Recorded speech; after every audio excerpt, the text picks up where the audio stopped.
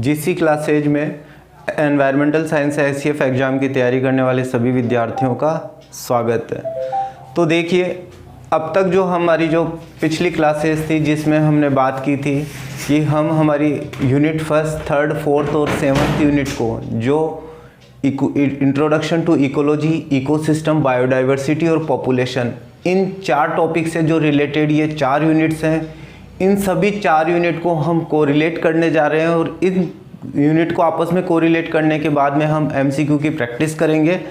तो देखिए, हमने जो अब तक बात की थी कि यहाँ पर कि ऑर्गेनिज्म क्या होता है, जो एनवायरमेंटल साइंस में जो इकोलॉजिकल हायरार्की होती है, इस इकोलॉजिकल हायरार्की के अंदर जो सबसे स्मॉलेस्ट यूनिट होती है, सबसे स्मॉलेस्ट यूनिट क्या होता है, ऑर्गेनिज्म होता है। और ये पूरे एनवायरमेंटल साइंस या बायोसिस्टम के अंदर जो सबसे बेसिक स्मॉल यूनिट होती है उसको हम क्या बोलते हैं, ऑर्गेनिज्म बोलते हैं। यानी कि जो सब कुछ बात हो रही है एनवायरमेंट और ऑर्गेनिज्म के बीच की बात हो रही है, ठीक है। तो हमने कहा था कि ऑर्गेनिज्म, जो भी लिविंग ऑर्गेनिज्म होते हैं, ये सभी क्या करते हैं भाई, जितने भी लिविंग ऑर्गेनिज्म है ये सब क्या बनाते हैं, स्पीसीज। बिल्कुल सही बात है कि एक कोई भी जाति है, एक जाति के अंदर जितने भी जो मौजूद ऑर्गेनिज्म है, वो एक जाति के जो ऑर्गेनिज्म या इंडिविजुअल्स या मेंबर्स हैं, अगर वो आपस में एक दूसरे के साथ में ब्रीडिंग कर सकते हैं, रिप्रोडक्टिवली मैटिंग कर सकते हैं, तो ऐसी ऑर्गेनिज्म का जो ग्रुप होता है उसको हमने क्या कह दिया था, स्पीसीज बोल दिया था। ऐसी स्पीसीज क्या होती है, या ऐसे ऑर्गेनिज्म का जो ग्रुप होता है किसी पर्टिकुलर एरिया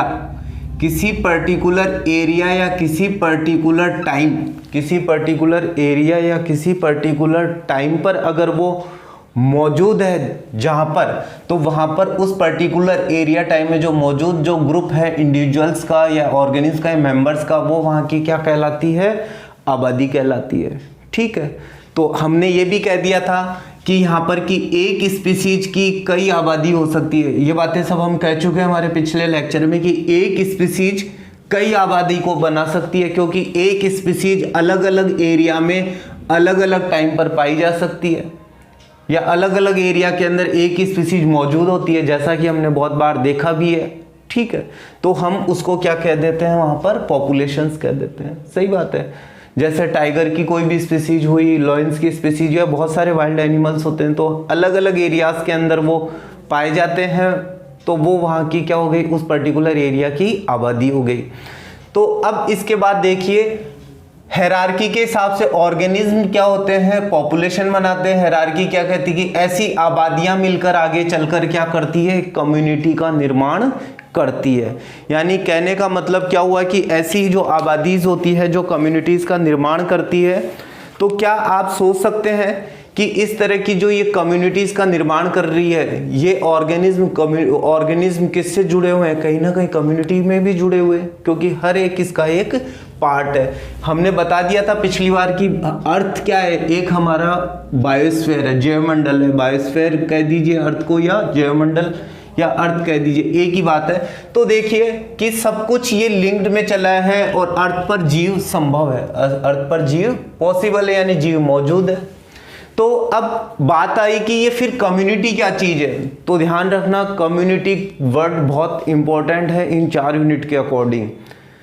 इंपॉर्टेंट इसलिए है कि कहीं ना कहीं इसका ऑप्शंस या कहीं ना कहीं क्वेश्चंस में इसका संबंध रहता है। तो क्या होता है कम्युनिटी का मतलब, अगर हम सीधा सीधा जो आज बात करने वाले हैं कम्युनिटी की बात करने वाले हैं, तो जिसके अंदर हम कह सकते हैं कि कम्युनिटी क्या हो सकती है। तो देखिए क्या होता है कम्युनिटी की, अगर डेफिनेशन की बात करें, कोई कॉमन एरिया, ठीक है, हमने सबसे पहले बात कर दी, एक कॉमन एरिया है जिस कॉमन एरिया के अंदर अलग अलग तरह की स्पीसीज मौजूद है। एक कॉमन एरिया जिसमें अलग अलग तरह की स्पीसीज मौजूद है, यानी कि उन अलग अलग स्पीसीज के ऑर्गेनिज्म मौजूद है।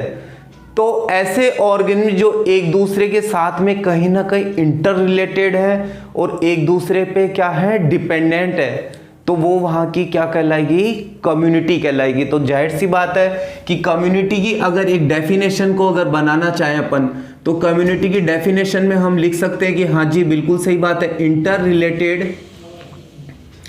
एंड डिपेंडेंट, एक दूसरे पर डिपेंडेंट हो, इंटर डिपेंडेंट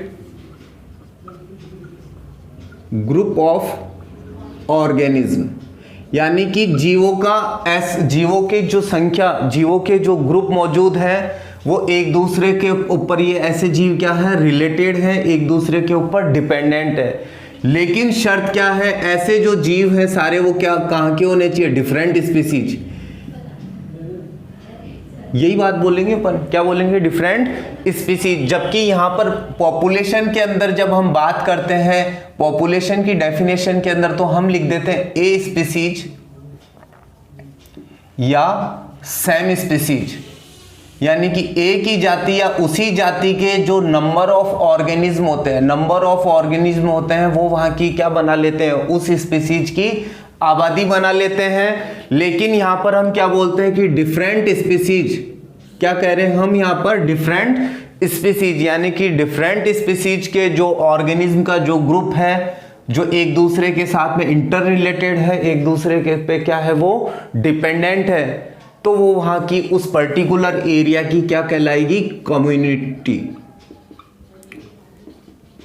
ठीक है, यहां तक हमको थोड़ा सा एक डिफरेंस समझ में आने लग गया होगा कि पॉपुलेशन क्या होती है और अपने आप में कम्युनिटी क्या होती है। सही बात है, तो कह सकते हैं कि हाँ जी भाई कि जब भी कम्युनिटी की बात करें, कम्युनिटी वर्ड आती है दिमाग में क्या आना चाहिए, सबसे पहले डिफरेंट स्पीसीज की बात हो रही है और उस डिफरेंट स्पीसीज के जो ऑर्गेनिज्म होते हैं वो कहीं ना कहीं इस कम्युनिटी में एक दूसरे के साथ में वो डिपेंडेंट होते हैं, एक दूसरे के साथ में वो कहीं ना कहीं जुड़े हुए रहते हैं।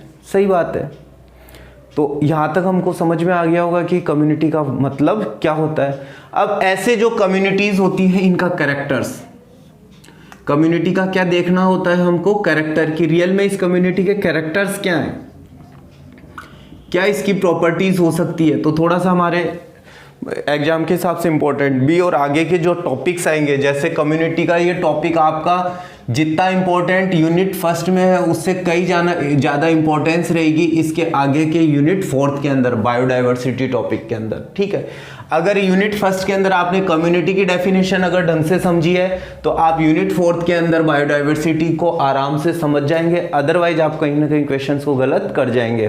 तो देखिए कैरेक्टर्स की अगर बात करें अपन, अगर देखिए अपन बात करते हैं कैरेक्टर्स की कि कैरेक्टर्स क्या क्या हो सकते हैं किसी कम्युनिटी के। अगर अपन कैरेक्टर्स की बात करें तो एक कैरेक्टर आपका क्या हो सकता है, स्पीसीज डाइवर्सिटी।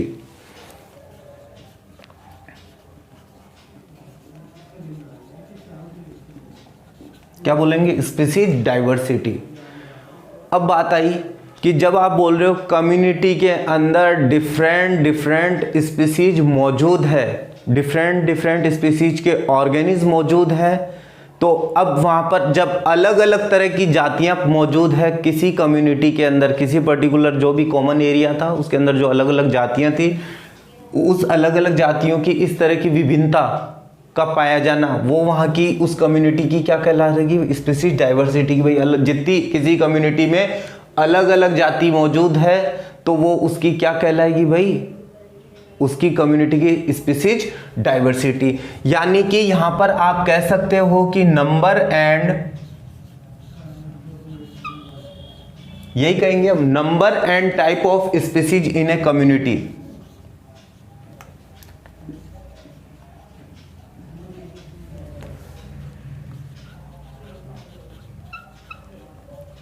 सही बात है, स्पीसीज कितनी अलग अलग तरह की संख्या में स्पीसीज मौजूद है, कितने अलग अलग प्रकार की स्पीसीज मौजूद है, वो क्या कहलाएगी आपकी वहां पर स्पीसीज डाइवर्सिटी कहलाएगी। जो किन बातों पे डिपेंड करेगी, किसी कम्युनिटी के लिए, किसी कम्युनिटी के अंदर स्पीसीज के अलग अलग संख्या का पाया जाना, अलग अलग तरह की स्पीसीज का पाया जाना, वो वहां की क्या स्पीसीज डाइवर्सिटी है। और ये किन चीजों पे डिपेंड करने वाली है, डिपेंड्स ऑन, क्या बोलोगे भाई, डिपेंड्स ऑन। डिपेंड्स ऑन का मतलब क्या होगा कि ये डिपेंड कर सकती है आपकी साइज एरिया किसके ऊपर, डिपेंड कर सकती है किसके ऊपर, साइज ऑफ एरिया की, एरिया की साइज क्या है यहां पर। बिल्कुल सही बात है, कोई भी एरिया उसका साइज कैसा है और वहां का टाइप ऑफ एरिया कैसा है, जाहिर सी बात है कि हो सकता है कि कहीं पर एरिया ही बड़ा है, तो जाहिर सी बात है कि जब रहने की जगह ज़्यादा होगी तो वहाँ पर अलग अलग स्पीसीज की भी मौजूदगी ज़्यादा हो सकती है, पॉसिबिलिटी है, बाकी कंडीशन अलग अलग है। टाइप ऑफ एरिया, कैसा टाइप ऑफ एरिया है कि वहाँ पर न्यूट्रिशन की अवेलेबिलिटी क्या है, रिसोर्सेज की अवेलेबिलिटी क्या है, उस पर भी डिपेंड करेगा कि कितनी तरह के टाइप नंबर ऑफ ऑर्गेनिज्म या नंबर ऑफ स्पीसीज वहाँ पे मौजूद हो सकती है। तो बिल्कुल सही बात है। तो एरिया के टाइप और साइज की बात कर दी। वहाँ की मिट्टी कैसी हो, क्या बोलोगे, वहाँ की मिट्टी या सॉइल कैसी है, वहाँ की बात करें, वहाँ का एल्टीट्यूड कैसा है, एल्टीट्यूड पे डिपेंड करेगा वहाँ पर, ठीक है। तो कहीं तो हम समझ रहे हैं कि किसी भी कम्युनिटी में अगर जितनी ज़्यादा विभिन्नता होगी जातियों की मौजूदगी की, तो वो उस कम्युनिटी की क्या होगी, स्पीसीज डाइवर्सिटी होगी, ठीक है। अब इसी में से बहुत सारी बातें अगर आप सोचना शुरू करोगे तो आपको खुद को बहुत सारी इस एक डेफिनेशन में से कई चीज़ें आपको महसूस होना शुरू हो जाएगी। आप सोच सकते हो वहाँ पर कि भाई कि जब अलग अलग तरह की जातियाँ मौजूद है, विभिन्न तरह की स्पीसीज मौजूद है किसी कम्युनिटी के अंदर, उस कॉमन एरिया के अंदर, तो जाहिर सी बात है कि कोई ना कोई जाति ऐसी भी हो सकती है उस कम्युनिटी में जो दूसरी अन्य जातियों के ऊपर क्या है, डोमिनेंट है, जो किसी दूसरी अन्य जातियों पर डोमिनेंट है। तो ऐसे केस के अंदर कम्युनिटी का एक कैरेक्टर और बाहर निकल के आता है जिसको आप बोलते हो डोमिनेंस।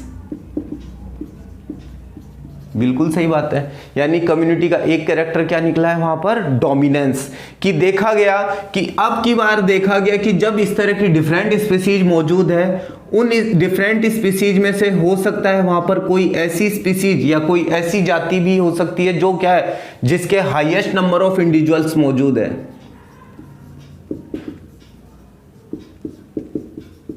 यानी जिसके अंदर एक स्पीसीज जिसके हाईएस्ट नंबर ऑफ इंडिविजुअल या ऑर्गेनिज्म या जिसके मेंबर मौजूद है, ठीक है। इंडिविजुअल का मतलब मेंबर, ऑर्गेनिज्म सबका मतलब अपने लिए एक ही है, बस ये संख्या में क्या है, बहुत ज्यादा मौजूद है, संख्या में क्या है, बहुत ज्यादा मौजूद है। और इतनी संख्या में मौजूद है कि हमेशा जो कम्युनिटी आपकी, हमेशा जो आपकी कम्युनिटी है वो कम्युनिटी इस डोमिनेंट स्पीसीज के नाम से ही जानी जाती है।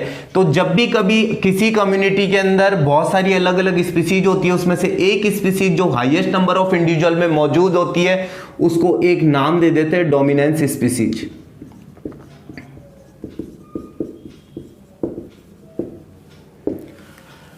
अगर आपने पिछला जो लेक्चर देखा होगा जिसके अंदर हमने स्पीसीज की बात की थी कि स्पीसीज क्या होती है और स्पीसीज से रिलेटेड क्या क्या टर्म होती है, जैसे endemic species, keystone species, critical link species, तो हमने 3 टर्म काम में लिए थे स्पीसीज से रिलेटेड। तो अब ये नया चौथा जो टर्म आ रहा है आपका, वो क्या है, आपका डोमिनेंस स्पीसीज।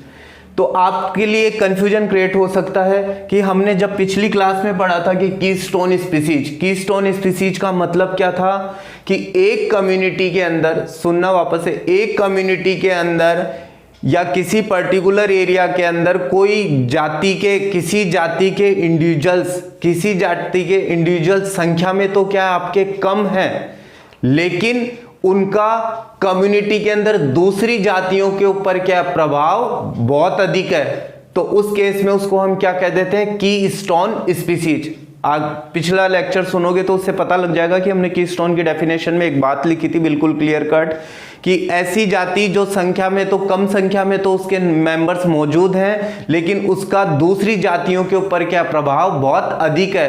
तो वो पूरी की पूरी उस एरिया की जो कम्युनिटी है, उस पर्टिकुलर एरिया की जो कम्युनिटी है, वो कम्युनिटी के ऊपर उसका जब प्रभाव इतना ज्यादा है, तो ऐसी स्पीसीज को वहां पर हमने क्या बोला था, कीस्टोन स्पीसीज बोला था। लेकिन डोमिनेंस स्पीसीज के केस में इस तरह के कोई प्रभाव की बात नहीं कही गई है। कीस्टोन स्पीसीज के जो एग्जाम्पल भी देखे थे हमने, कि हमने एक एग्जाम्पल भी दिया था, वहां पर क्या दिया था भाई, कंगारू रैट। क्या दिया था भाई, हमने कंगारू रैट दिया था कि कंगारू रैट जो पाया जाता है डिजर्ट के अंदर, तो वो संख्या में बहुत कम होता है, जिसका बायोमास भी क्या होता है, बहुत कम होता है, ठीक है। लेकिन फिर भी उसका क्या होता है, प्रभाव होता है कम्युनिटी के ऊपर, क्या होता है, वहां की जो कम्युनिटी है उस पर बहुत अधिक उसका प्रभाव है, तो वो कीस्टोन स्पीसीज है। फिग अंजीर था आपका, फिग का जो पेड़ था, अंजीर का पेड़ था, उसका भी उष्णकटिबंधीय पर्णपाती वनों में प्रभाव अधिक था। तो लेकिन यहाँ पर क्या है, प्रभाव की बात नहीं करके सिर्फ हम क्या बोलते हैं, एक तरह का ध्यान रखना इंपॉर्टेंट है। इससे रिलेटेड नेट के अंदर पेपर में क्वेश्चन भी पूछा गया था कि डोमिनेंट स्पीसीज क्या होती है।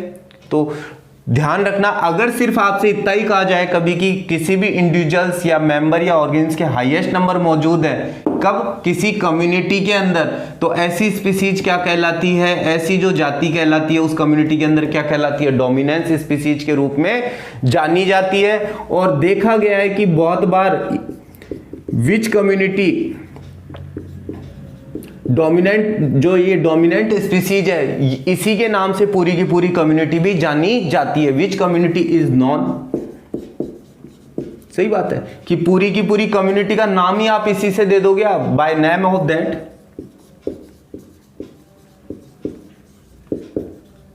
ठीक है, पूरी की पूरी कम्युनिटी होगी इसी के नाम से जानी जाएगी, इस पर्टिकुलर डोमिनेंट स्पीसीज के नाम से।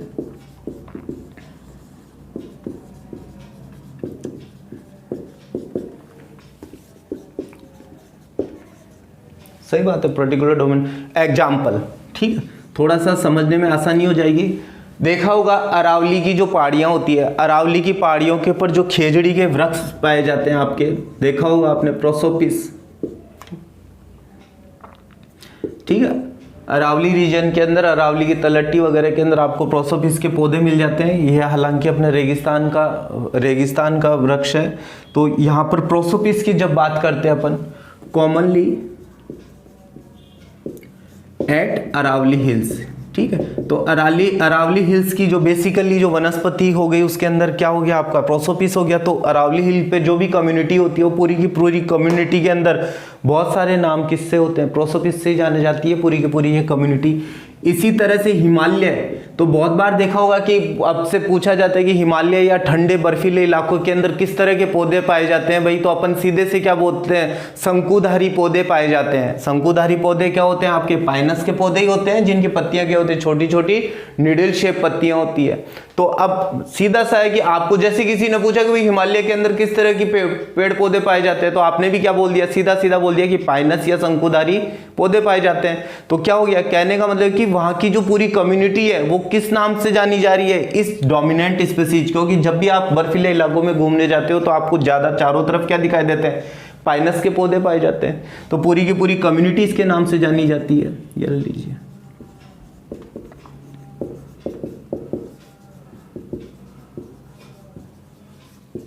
ये लीजिए, ठीक है।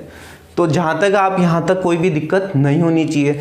तो अगर आपने देखा पहला कैरेक्टर कैसा हो गया, स्पीसीज डाइवर्सिटी। दूसरा कैरेक्टर क्या हो गया, डोमिनेंस, यानी कि कम्युनिटी के अंदर देखा जाता है कि कौन डोमिनेंस है कौन डोमिनेंस नहीं है। जितनी तरह की जातियां उतनी ही ज्यादा वहां की स्पीसीज डाइवर्सिटी है।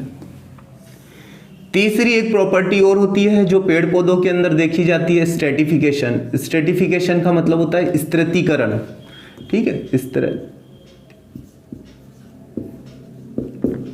ठीक है, स्तरीकरण होता है जिसके अंदर क्या कहते हैं कि लेयर के अंदर पौधे पाए जाते हैं। बहुत जो भी घने जंगल होते हैं, घने जंगलों के अंदर क्या होता है कि सनलाइट जब आती है ऊपर से जब सनलाइट गिरती है घने जंगलों के ऊपर, तो वहां पर क्या होता है कि कुछ तो बड़े पेड़ होते हैं, कुछ झाड़ियां होती है और कुछ क्या होते हैं, छोटे छोटे हर्ब्स वगैरह होते हैं, शाख जिनको बोलते हैं। तो इस तरह के हर्ब्स का मौजूद होना, हर्ब्स के बाद में अपन कहते हैं कि छोटी झाड़ियां, बड़ी झाड़ियां, श्रब्स, फिर हमने क्या कह दिया, ट्री कह दिया। तो ये सब क्या चीजें हो गई, वहां की क्या हो गई, कहीं ना कहीं पर स्ट्रेटिफिकेशन को इंडिकेट करती है। यानी कि स्ट्रेटिफिकेशन का मतलब ही क्या हो गया कि सनलाइट के बेस पे जब ग्रोथ हो रही है, एग्जाम्पल हो गया है पेड़ पौधों के केस में कि सनलाइट के बेस पे जब ग्रोथ होती है तो ये क्या बना लेती है, पेड़ पौधों की एक अलग अलग कंडीशंस बना लेती है, जिसमें हमने बोल दिया पेड़ पौधे, फिर उसके बाद में छोटी छोटी झाड़ियां, फिर उसके बाद में जो भी हर्ब्स वगैरह होते हैं, ये सब चीजें हो गई। तो ये क्या बता रहा है, एक तरह का स्ट्रेटिफिकेशन को बता रहा है। और इस तरह की जो लेयर होती है वो स्ट्रेटा कहलाती है, ठीक है। तो आपको सिर्फ इतना सा ध्यान रखना है, ज़्यादा उलझने की जरूरत नहीं है कि कैरेक्टर्स की जब बात करते हैं तो उन कैरेक्टर्स में एक स्पीसीज डाइवर्सिटी है, एक कैरेक्टर क्या हो गया, डोमिनेंस हो गया, तीसरा क्या हो गया, वहाँ पर स्त्रीकरण हो गया। स्ट्रेटिफिकेशन, ठीक है। और ये दोनों जो कैरेक्टर्स हैं भाई, ये आगे की जो यूनिट निकलेगी आपकी बायोडाइवर्सिटी की जो है, इकोसिस्टम की जो यूनिट है, उन दोनों यूनिट के अंदर ये दोनों प्रॉपर्टी बहुत ही इंपॉर्टेंट है, ठीक है। अब बात करते हैं हम इसके बाद में यहाँ से कि अब जो ऐसी कम्युनिटी है आपकी जहां पर आपको इतनी बातें पता चल की सिर्फ एक डेफिनेशन से, सिर्फ किससे, एक डेफिनेशन से इतनी बातें पता चलती है, तो इतना तो अपने को अब पता चल चुका है, क्योंकि ये कम्युनिटी भी तो खुद अपने आप में किसका पार्ट है, इकोसिस्टम का क्या है, एक हिस्सा है। जब किसी पर्टिकुलर लार्जर एरिया के अंदर मान लीजिए अब कम्युनिटी का कोई कॉमन एरिया हुआ, तो अब किसी जगह का इससे भी थोड़ा कोई बड़ा एरिया होगा, तो उस बड़े एरिया के अंदर जब अलग अलग तरह की कम्युनिटी जब मौजूद होगी, कोई बड़ा एरिया होगा, इस कॉमन एरिया से भी जब बड़ा एरिया होगा कोई ना कोई, उस बड़े एरिया के अंदर भी जब अलग अलग तरह की कम्युनिटीज मौजूद होगी, डिफरेंट कम्युनिटीज मौजूद होगी, तो उसको हम क्या बोल देते हैं, इकोसिस्टम। इसकी पूरी डेफिनेशन है, एग्जैक्ट डेफिनेशन हम आगे क्लास में देखेंगे। अभी सिर्फ इतना ही ध्यान रखना, जैसे आपने कम्युनिटी के लिए वर्ड क्या काम में लिया, डिफरेंट स्पीसीज। कम्युनिटी के लिए वर्ड क्या काम में लिया, डिफरेंट स्पीसीज काम में लिया। उसी तरह से इकोसिस्टम में भी आप कह सकते हो कि एक इकोसिस्टम में क्या होती है, अलग अलग तरह की क्या हो सकती है, कम्युनिटीज हो सकती है। सही बात है, अलग अलग तरह की क्या हो सकती है भाई, कम्युनिटीज हो सकती है। और ऐसी जो कम्युनिटी हुई, तो रियल में कम्युनिटी इकोसिस्टम का भी हमने इकोसिस्टम वाले टॉपिक को पढ़ा नहीं है, सिर्फ इंट्रोडक्शन में देखा था कि इकोसिस्टम में दो पार्ट होते हैं, बायोटिक और एबायोटिक। तो बायोटिक कंपोनेंट है कम्युनिटी ऑफ इकोसिस्टम, ठीक है, क्योंकि इस इकोसिस्टम में तो सब कुछ आता है भाई, एनवायरनमेंट भी आता है, और आपके जैसे सनलाइट, टेम्परेचर, बारिश, ये सब क्या होते हैं, वो भी इकोसिस्टम का पार्ट होता है। दूसरा, अगर बात करते हैं अपन बायोटिक, जैविक कंपोनेंट के अंदर, जिसमें जीवों की बात होती है, वहां पर आपकी कम्युनिटी किस रूप में मौजूद होती है, एक बायोटिक कंपोनेंट के रूप में मौजूद होती है। बिल्कुल सही बात है। तो कथन सत्य या असत्य में इस बात को हम रख सकते हैं कि भाई की कम्युनिटी एक बायोटिक कंपोनेंट होती है इकोसिस्टम की, ये बस बात सत्य या असत्य है, तो बिल्कुल सही बात है कि कम्युनिटी से ही आगे चल के क्या बनती है, आपके इकोसिस्टम बनते हैं। बिल्कुल सही बात है।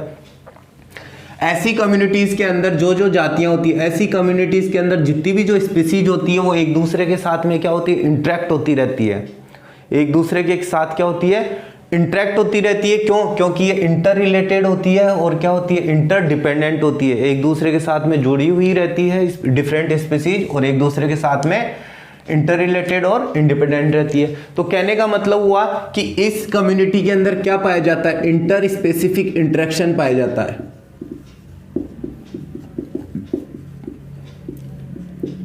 ठीक है, कुछ अंतर विशेष क्रियाएं होती है, अनंतर क्रियाएं, ठीक है, इसका हिंदी वर्ड होता है अंतर विशेष, अंतर क्रियाएं, ठीक है। तो इस तरह की अंतर विशेष, इंटर और इंट्रा, ठीक है, ये थोड़ा सा एक वर्ड होता है, एक इंटर होता है, दूसरा क्या होता है, इंट्रा होता है। तो इंटर का मतलब तो क्या होता है भाई कि एक जाति, मान लीजिए कोई स्पीसीज ए है, दूसरी कोई स्पीसीज बी है, ठीक है। तो ऐसी स्पीसीज ए और बी के बीच में जो कोई इंटरेक्शन हो रहा है, उनके बीच में जो इंटरेक्शन हो रहा है, तो उसको हम क्या बोल देते हैं, इंटर स्पेसिफिक इंटरेक्शन, ठीक है।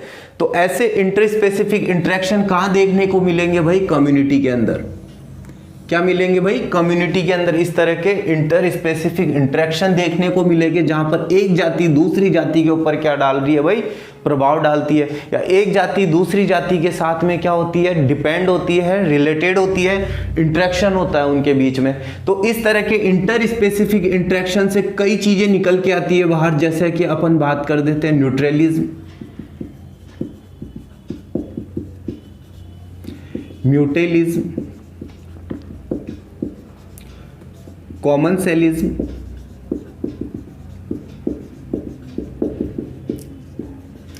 एमेंसेलिज्म,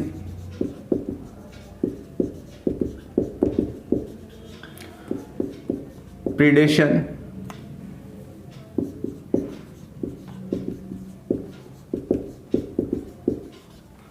पैरासाइट, ठीक है। तो इस तरह की ये जो भी यहाँ पर अलग अलग टाइप की जो चीज़ें हैं, ये सारे क्या होते हैं कि इस तरह की एक जाति का दूसरी जाति के साथ जब इंटरेक्शन होता है कम्युनिटीज़ वगैरह के अंदर, तो ये सारी टर्म है भाई। आपके सिलेबस में ऐसा कहीं नहीं लिखा कि आपको न्यूट्रलिज्म पढ़ना है, म्यूटलिज्म पढ़ना है, कॉमनसेलिज्म पढ़ना है, हेमेंसेलिज्म पढ़ना है, ऐसा कहीं भी नहीं लिखा हुआ है। लेकिन आपको इतना पता होना चाहिए कि जब एनवायरमेंटल साइंस की बात होती है, जब इकोलॉजी की बात होती है, वहां पर ऑर्गेनिज्म और एनवायरमेंट की जब बात होती है, तो इस तरह के ऑर्गेनिज्म और एनवायरमेंट की बात होती है, आपको एनवायरमेंट भी पढ़ना पड़ता है और ऑर्गेनिज्म के बारे में भी पढ़ना होता है। और इन ऑर्गेनिज्म के अंदर इस तरह के जो इंट्रैक्शन होते हैं, इस तरह के ऑर्गेनिज्म के अंदर जो इंट्रैक्शंस होते हैं, एक जीव का दूसरे जीव के साथ क्या रिलेशन होती है, उस रिलेशन के बेस पे निकले हुए ये सारी क्या है, टर्मिनोलॉजी है। तो जिसको हमने अगर समझ रखा है तो सबसे पहले जरूरी है कि कम्युनिटी की डेफिनेशन को हम समझे, फिर उसके बाद में ये देखें कि इस कम्युनिटी की इस डेफिनेशन से क्या क्या बातें सामने निकल के आती है, और इस कम्युनिटी के अंदर जो हो रहे हैं इंटरेक्शन, उन इंटरेक्शन को हम क्या क्या कह सकते हैं, किनको हम साइंटिफिकली नेम दे सकते हैं। तो ये जो सारी चीज़ें आप देख लीजिए, आप 6th क्लास से 7th 8th आप आज तक पढ़ते आ रहे हैं, तो बहुत बार इन शब्दों का यूज में हुआ है, ठीक है। जैसे हिंदी के वर्ड हुए, कुछ इंग्लिश में वर्ड हुए, तो अलग अलग रहता है, म्यूटेशंस, कॉमनसेंस, हेमेंसेलिज्म, प्रेडेशन और पैरासाइट। तो ये सब जो वर्डिंग होती है, तो इनसे रिलेटेड कहीं ना कहीं क्वेश्चंस पूछे जाते हैं और आगे भी पूछे जाते रहे, ठीक है। तो आपके लिए यही है कहने का मतलब कि जो भी ये क्लास हुई, आज की क्लास का पर्पज यही था कि कम्युनिटी की डेफिनेशन को हमको समझाना था आपको कि भाई कम्युनिटी क्या होती है, कम्युनिटी के कैरेक्टर्स क्या होते हैं, और आगे की जो भी क्लासेज होगी कि उनके अंदर हमको रियल में पढ़ना क्या है, कि हमारा किस तरह का एमसीक्यू का क्वेश्चंस बनता है, कि आपसे कोई वहां पे डेफिनेशन लिखवाने वाला तो है नहीं एग्जाम के अंदर, ठीक है। कोई क्वेश्चंस होगा तो वो क्वेश्चन किस तरह से आप उसको हैंडल करोगे, तो वो जाहिर सी बात है कि जब भी अगर आपके बेसिक क्लियर है तो कहीं ना कहीं आपको 5-6 क्वेश्चनों का अलग से बेनिफिट होता है, जिनको मोस्ट ऑफ स्टूडेंट क्या होते हैं, गलत करके आ जाते हैं। इसी तरह से आपने जैसे स्पीसीज, डाइवर्सिटी, डोमिनेंस, ये जो कैरेक्टर्स है, जब आप बायोडाइवर्सिटी का जब यूनिट पढ़ोगे तो वहां पर भी इस यूनिट के अंदर इन सब चीजों का वहां पर जिक्र है, ठीक है। और जब वहीं पर आगे की तरफ जब हम पढ़ेंगे तो हम 2 टर्मिनोलॉजी और देखेंगे, स्पीसीज इवननेस और स्पीसीज रिचनेस।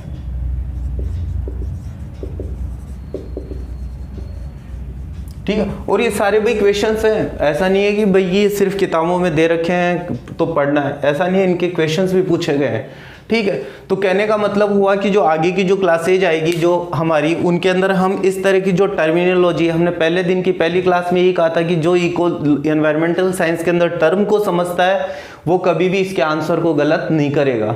तो इस तरह की जो डेफिनेशन है उनको भी हम आगे की क्लासेज में देखेंगे। स्पीसीज इवननेस क्या होती है, स्पीसीज रिचनेस क्या होती है। अगर हमको यहाँ से डेफिनेशन क्लियर है स्पीसीज डाइवर्सिटी की, तो आसानी से इन टर्मिनोलॉजी को भी समझा जा सकता है, ठीक है। तो आज की क्लासेज में हम इतना ही रखते हैं। आगे की क्लासेज के अंदर हम इन सभी कंटेंट को आपकी क्लासेज के अंदर इंक्लूड करेंगे, ठीक है। धन्यवाद, जय हिंद।